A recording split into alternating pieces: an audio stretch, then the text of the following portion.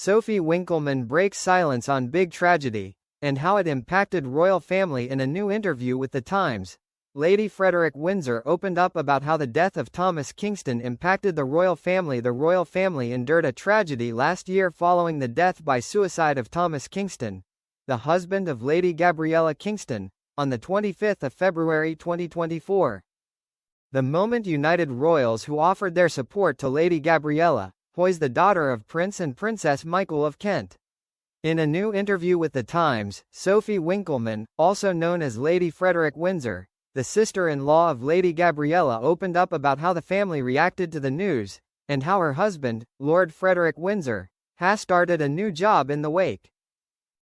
"That was a big tragedy in our lives, and we all miss him every day," she told the publication. "My girls adored him. It's brutal. We're still in touch with all his family and it feels like he's still with us." She also revealed that her husband had now started working for the charity, James Place, which helps men dealing with suicidal thoughts. Sophie added, "It's not a positive to come out of it at all, but it makes you so much more aware that the exterior of someone can be very different from what's going on inside." Thomas' death. At the inquest into Thomas' death in December, Katie Scarrett, senior coroner for Gloucestershire, concluded that Thomas had taken his own life, adding, "The evidence of his wife, family and business partner all supports his lack of suicidal intent. He was suffering adverse effects of medication he had recently been prescribed."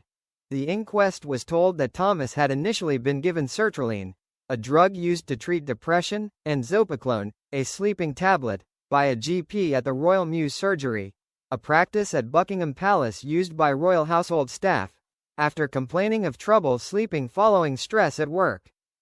He later returned to the surgery saying they were not making him feel better, and his doctor moved him from sertraline to citalopram, a similar drug. In the days leading up to his death, Thomas had stopped taking his medication. Ahead of the one-year anniversary of Thomas' death, his parents, Jill and Martin, appeared on Radio 4 to talk about their late son.